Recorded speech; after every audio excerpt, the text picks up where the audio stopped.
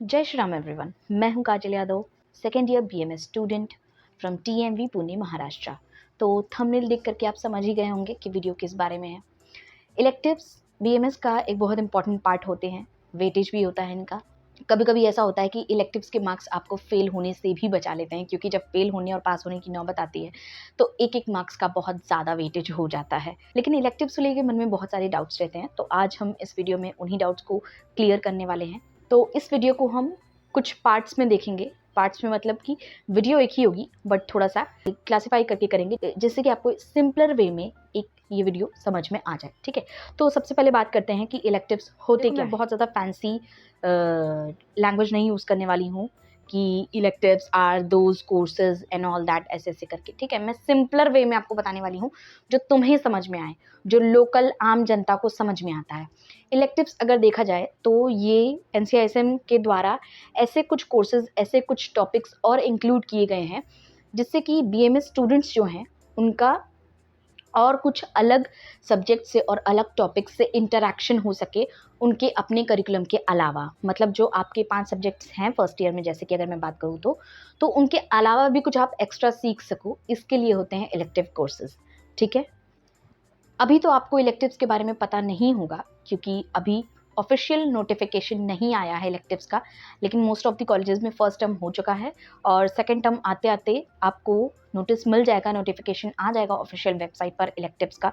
Marks distribution की अगर बात करें कि कितना वेटेज होता है आपका इलेक्टिव्स का, तो आपके हर एक सब्जेक्ट में इलेक्टिव्स के 10 मार्क्स आपके जाते हैं। ठीक है, यानी कि अगर फॉर एग्जाम्पल कोई पेपर आपका 100 मार्क्स का है तो उसमें से 10 मार्क्स आपके इलेक्टिव्स के जाएंगे। ठीक है, और बहुत ही ईजिली आपको ये मार्क्स गेन हो जाते हैं। कुछ नहीं करना है, वीडियोस देखनी होती है, वीडियोस का ड्यूरेशन कंप्लीट करना होता है और आप उसे स्किप नहीं कर सकते। मतलब आप ये चाहें कि बढ़ा बढ़ा के देख लें तो ऐसा नहीं हो सकता है, क्योंकि वो पूरा रिकॉर्ड होता है कि आपने कितना टाइम वहाँ पर स्पेंड किया है। ठीक है, तो ईजिली आपको 10 मार्क्स मिल जाते हैं अगर आपने पूरे वीडियोस देखे और आपने मॉड्यूल्स जो होते हैं उनमें, मतलब कि हर 5 लेक्चर्स के बाद आपके कुछ मॉड्यूल्स होते हैं। मेरे हिसाब से हमारे टाइम में तो यही था, कुछ चेंजेस होते हैं तो बात अलग है। उस मॉड्यूल में आपके कुछ क्वेश्चंस होते हैं जिन्हें आपको सॉल्व करना होता है। जब तक आप वो क्वेश्चन सॉल्व नहीं करते हैं आप नेक्स्ट वाले मॉड्यूल पर नहीं पहुंचेंगे। ठीक है, तो इसके लिए ये उन्हें देखना और उनको सॉल्व करना ज़रूरी होता है। अगर मैं सिंपली बात करूं उनको सॉल्व करने के लिए, तो आंसर्स आपको बहुत इजीली मिल जाएंगे। अभी मैं आपको आगे इसके बारे में बताने वाली हूं।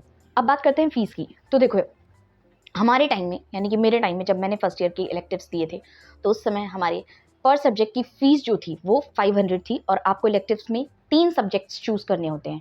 ऑप्शंस कई सारे सब्जेक्ट्स के होते हैं, उनमें से आपको 3 चूज़ करना आता है। Whatever you choose, whatever you are interested in, तो आप कुछ भी चूज़ कर सकते हैं। ठीक है, तो 500 पर सब्जेक्ट होता है, लेकिन उसमें आगे कुछ टैक्स वगैरह जो कुछ भी ये इंक्लूड करते हैं उसको मिलाकर के हमारा 1750 हमारा पूरा हुआ था। तीनों सब्जेक्ट का फीस ये होती है। ठीक है, लेकिन अभी इस साल का नोटिफिकेशन आया नहीं है, क्या पता वो फीस बढ़ा दें या वही रहे। तो अगर कुछ होंगे भी चेंजेस तो कुछ ज़्यादा नहीं होंगे, कुछ 200-300 का ही फ़र्क आएगा। तो आप फिर भी अंदाज़ा लगा सकते हैं कि 2000 तक आपका हो जाएगा इलेक्टिव्स का। सब्जेक्ट्स कौन कौन से होते हैं, तो इसमें एपिडेमियोलॉजी होता है। ठीक है, जिसमें आपको मतलब बीमारी कैसे फैलती है और कैसे कैसे हमें उसके लिए क्या प्रिवेंटिव मेजर्स लेने हैं, उसके कॉजेज़ क्या होते हैं, एवरीथिंग ये एपिडेमियोलॉजी में आता है। चाइल्ड साइकोलॉजी का एक सब्जेक्ट होता है। ठीक है, उसके अलावा आपका मैन्यूस्क्रिप्ट का एक सब्जेक्ट होता है। अब अगर मैं यहाँ पर एक एक सब्जेक्ट को अगर डिटेल में समझाने लगूँ तो ये पूरा वीडियो उसी पर हो जाएगा। अगर आप चाहें तो हम बाद में कभी उस पर वीडियो बना लेंगे, या फिर आप खुद भी पढ़ सकते हैं जब आपके पास इलेक्टिव्स का नोटिफिकेशन आएगा। आपको चूज़ करने से पहले हर एक सब्जेक्ट को डिटेल में पहले पढ़ लेना है कि उस सब्जेक्ट में है क्या, फिर आपको जिसमें इंटरेस्ट लगता है वही आप चूज़ करिए। ठीक है, तो सेकेंड पार्ट पे हम आते हैं। तो सेकेंड पार्ट हमारा यही है कि which subjects to choose in electives, हमें कौन से सब्जेक्ट्स चूज़ करने हैं। तो जैसा कि मैंने बताया कि जब आपका नोटिफिकेशन आएगा, और चाहो तो अभी भी आप थोड़ा बहुत सर्च कर सकते हो, आपको गूगल पे मिल जाएगा। ठीक है, कि सब्जेक्ट्स कौन कौन से हैं, हर एक सब्जेक्ट के बारे में पढ़ो और देखो, और उसमें से तुम्हें जो इंटरेस्टिंग लगता है, तुम्हें लगता है कि यार मुझे कुछ एक्स्ट्रा सीखने को मिलेगा, है ना। जैसे कि बहुत सारे लोग का, जैसे कि मैंने मैन्यूस्क्रिप्ट के बारे में बताया। मैन्यूस्क्रिप्ट मतलब कि पुराने टाइम में किस तरह से हमारे टेक्स्ट जो हैं वो डेवलप हुए, क्योंकि पहले बुक्स नहीं होती थी, पत्तों पर लिखते थे, दीवारों पर लिखते थे। ठीक है, तो जो अभी भी कंजर्व करके रखे हुए हैं पत्ते या फिर जो पुराने पेपर्स वगैरह, ठीक है, उन्हें मैन्यूस्क्रिप्ट कहते हैं। तो उनका डेवलपमेंट कैसे हुआ, कैसे क्या चीज़ें हैं उसके बारे में, उस पर भी एक सब्जेक्ट है। तो अगर किसी को ये इंटरेस्टिंग लगता है तो आप ये चूज़ कर सकते हो। मैं अगर बताऊं कि मैंने क्या चूज़ किया था, तो मैंने 3 सब्जेक्ट्स जो चूज़ किए थे उसमें सबसे पहला था एपिडेमियोलॉजी, दूसरा था चाइल्ड साइकोलॉजी और तीसरा मुझे अभी याद नहीं आ रहा है वीडियो बनाते समय। अगर मुझे याद आएगा तो मैं स्क्रीन पर मेंशन कर दूंगी आपको। सो कौन सा सब्जेक्ट चूज़ करना है, it is totally up to you. चाहो तो अपने सीनियर्स से, अपने टीचर्स से भी बात कर लो, लेकिन इसमें कोई आपकी हेल्प नहीं करने वाला, क्योंकि ये एक्स्ट्रा चीज़ है और आपको जिसमें इंटरेस्ट आता है, आपको जो अच्छा लगता है वो ही करो। आहा, अब बात आती है सबसे important part of the video की, एंड वो ये है, आर इलेक्टिव्स रियली नेसेसरी? चलो देखते हैं। तो इलेक्टिव्स नेसेसरी हैं कि नहीं हैं, ये हम 2 वे में देखेंगे। सबसे पहला मार्क्स के वे में और दूसरा देखेंगे आपके अपने पर्सनल इंडिविजुअल वे में, ठीक है। सबसे पहले बात करते हैं इंडिविजुअल वे में। तो देखो यार, मैं तुमको यहाँ पर ज्ञान नहीं बांटने वाली हूँ। मेरा वीडियो बनाने का हमेशा पर्पज़ होता है तुमको रियल फैक्ट बताना, और जो मैं तुम्हें बता रही हूँ, इलेक्टिव्स का जब नोटिफिकेशन आता है, ये मोस्टली सेकेंड टर्म के आसपास आता है, और तब आपके पास ज़्यादा 7-8 महीने बचे होते हैं आपके यूनिवर्सिटी एग्जाम में। बच्चे सब्जेक्ट्स को समझने लगते हैं, वो सीरियस हो चुके होते हैं और उनके दिमाग में थोड़ा थोड़ा डर भी आ जाता है कि अब मुझे एग्ज़ाम पास करना है। तो इतना टाइम नहीं होता है। प्लस जैसा कि मैंने आपको बताया, वीडियो का ड्यूरेशन आपको कंप्लीट करना होता है। मतलब उनके पास पूरा नेट के थ्रू डेटा रहता है कि हाँ आपने वीडियोस देखी हैं कि नहीं देखी हैं। इसमें भी बहुत सारा टाइम वेस्ट होता है, आपको अपनी पढ़ाई के लिए टाइम नहीं मिलता है, ठीक है। तो ऐसे में कहूँ तो यार, मुझे ऐसा लगता है कि इलेक्टिव्स को होना ही नहीं चाहिए एनसीआईएसएम के करिकुलम में। मैं फ्रैंकली बोल रही हूँ। लेकिन फिर भी अगर आपको लगता है कि यार मैं कुछ एक्स्ट्रा सीख सकती हूँ, मुझ में है उतनी पावर, या मैं उतने एफर्ट्स दे सकता हूँ कि अपने 5 सब्जेक्ट्स से अलग भी मैं कुछ एक्स्ट्रा सीख सकूँ, तो बहुत अच्छी बात है, बहुत ज़्यादा अच्छी बात है, ठीक है। आप उससे ज़रूर सीखो। मैं खुद अपनी भी बात बता रही हूँ, मेरा भी ऐसा चला था कि मैं पढ़ रही हूँ और वीडियो खुला हुआ है, मतलब वीडियो चल रहा है। अब क्या करें, मजबूरी है, बढ़ा सकते नहीं हैं उसको।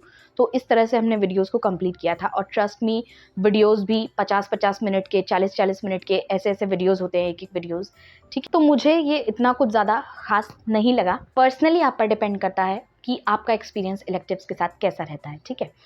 सेकेंड हम बात करते हैं, जैसा कि मैंने बताया, मार्क्स के वे में। तो यार, मार्क्स के वे में इलेक्टिव्स आर वेरी इंपॉर्टेंट, ठीक है। जैसा कि मैंने आपको पहले ही बताया कि 10 मार्क्स आपको फ्री के मिलते हैं। मतलब उसमें क्या होता है कि आपको A B C D करके स्कोर मिलते हैं, जिस तरह से आप क्वेश्चन सॉल्व करते हो और जिस तरह से आप वीडियोस कंप्लीट करते हो, ठीक है।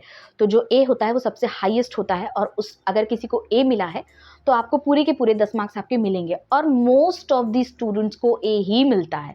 मैं सच बता रही हूँ। अच्छे से वीडियोस कंप्लीट करो, अच्छे से सॉल्व करो पेपर, ठीक है। जो भी मॉड्यूल आपका जो क्विज होता है उसमें जो क्वेश्चन आते हैं, MCQs। और रही बात उनके आंसर्स की, तो एक सीक्रेट में बता रही हूँ, जो ऐसे कहना तो नहीं चाहिए, बट अब है तो है, क्या कर सकते हैं, ठीक है। मैंने इलेक्टिव शुरू किया था, मैं वीडियोस देख रही थी, और मैंने मॉड्यूल के जो क्वेश्चंस थे वो मैंने खुद से सॉल्व किए थे। हर तीनों सब्जेक्ट के मैंने पहले मॉड्यूल के क्वेश्चंस खुद से सॉल्व किए थे। फिर मुझे पता चला कि यार, इसके आंसर्स यूट्यूब और गूगल पे अवेलेबल हैं। जिन्होंने पहले इलेक्टिव्स अटेंड किए हैं, अगर आपके इस बार के इलेक्टिव्स सेम आ रहे हैं, तो उसके आंसर्स गूगल पर और यूट्यूब पर उन्होंने पहले से ही अपलोड करके रखे हुए हैं। तो वहाँ से देख करके बहुत सारे लोग कॉपी कर रहे थे। उन्होंने पहले ये डिसाइड किया था कि यार मैं सीरियसली अटेंड करूँगी और कुछ नया सीखने को मिलेगा, बट ट्रस्ट मी, बाद में टाइम का ऐसा प्रॉब्लम हो गया कि लगा कि बस ये इलेक्टिव्स अब साइड बाय साइड जल्दी जल्दी करना है। तो ये मैं आपको टिप दे रही हूँ कि अगर आपके पास टाइम नहीं होता है तो आप जल्दी से क्वेश्चंस वहाँ से देख सकते हो। हालांकि ये गलत है, ये सही चीज़ नहीं है, लेकिन फिर भी आपका टाइम बचाने के लिए मैं बता रही हूँ, ठीक है। हमें हमारे संविदा के जो HOD थे, उन्होंने एक बार ऐसे बताया कि तुम्हें लगता है कि इलेक्टिव्स फालतू हैं, बट कभी कभी ये इलेक्टिव्स तुमको फेल होने से भी बचाते हैं। क्योंकि उन्होंने 2-3 बच्चों के बारे में, हमारे सीनियर्स थे उनके बारे में बताया कि ये बच्चा सिर्फ इलेक्टिव्स की वजह से पास हो पाया। मतलब 1-2 मार्क्स अगर उनके पास होने में कम हो रहे थे, तो वो इलेक्टिव्स की वजह से पूरे हुए, और उसकी वजह से वो फेल होने से बच गए। तो अच्छी बात है ना यार, तुम्हें फ्री के मार्क्स मिल रहे हैं और कुछ सीखने को भी मिल रहा है, अगर तुम पॉजिटिव वे में सोचो तो। बस ये रहा पूरा का पूरा वीडियो, जिसमें मैंने, आई होप, आपके सारे मैंने डाउट्स क्लियर कर दिए हैं, ठीक है। तो अब आपको कहीं और कुछ देखने की ज़रूरत नहीं पड़ेगी मेरे हिसाब से। फिर भी अगर कोई डाउट होता है तो कमेंट सेक्शन में मुझसे ज़रूर पूछना। आप टेलीग्राम पर भी मुझे मैसेज कर सकते हो। मैं अपने टाइम पर बहुत परेशान हुई थी, बट आई होप ये वीडियो आपके लिए हेल्प करे, बहुत ज़्यादा हेल्प करे, ठीक है। कुछ नहीं, पहले से जानकारी रखो, नोटिफिकेशन आएगा, सब्जेक्ट्स को देखना, सब्जेक्ट्स की डिटेल पढ़ना, उनको चूज़ करना और आराम से वीडियोस को कंप्लीट करो। और मैं यही कहूँगी, इलेक्टिव्स को लास्ट के लिए बचा करके मत रखो, है ना। मतलब मैंने अपने बहुत सारे ऐसे बैचमेट्स को देखा था जिन्होंने लास्ट के मतलब इलेक्टिव्स का जो टाइमलाइन थी ना, वो ख़त्म होने वाली है, उसके 15 दिन पहले उन्होंने स्टार्ट किया इलेक्टिव्स के वीडियोज़ देखना। तो आप सोच सकते हो पूरा दिन मतलब वो खा रहे हैं तो भी वीडियो चल रहा है, पढ़ रहे हैं तो भी वीडियो चल रहा है, और कोई गेम खेल रहा है तो भी वीडियो चल रहा है, चाय पीने जा रहे हैं तो भी वीडियो चल रहा है। मतलब ये हालत हो गई थी उनकी। थैंक गॉड मेरा तो ऐसा नहीं था, मैंने बहुत पहले से ही वीडियोस देखने शुरू कर दिए थे इलेक्टिव्स के, जब से ही टाइम शुरू हुआ था उसका। तो मैं आपको यही एक एडवाइस दूंगी कि यार ऐसे इतने हल्के में मत लेना, जब आता है तो उसको शुरू कर देना देखना, थोड़ा थोड़ा ही देखना, लेकिन उसको बाद के लिए अगर बचा करके रखोगे तो बहुत बर्डन हो जाएगा सर पर, ठीक है, और बहुत ज़्यादा आपका टाइम वेस्ट होगा और आप फिर जो पढ़ाई पर जो आपको ध्यान देना है वहाँ पर आप ध्यान नहीं दे पाओगे। तो आई थिंक मैंने जितनी भी चीज़ें इलेक्टिव्स के बारे में मेरे हिसाब से जो चीज़ें थी मेरे दिमाग में वो सारी मैंने आपको एक्सप्लेन कर दी है। फिर भी अगर कोई डाउट होता है तो you can ask me any time in the comment section, और आप मुझसे इंस्टाग्राम पे भी डाउट्स पूछ सकते हो, ठीक है। मेरे चैनल के अबाउट सेक्शन में आपको इंस्टाग्राम का भी लिंक मिल जाएगा और स्क्रीन पर भी दिख रहा होगा, और टेलीग्राम का भी मिल जाएगा। तो आप कहीं पर भी मुझसे डाउट्स अपने क्लियर कर सकते हो। चलो मिलते हैं नेक्स्ट वीडियो में, बाय बाय, टेक केयर।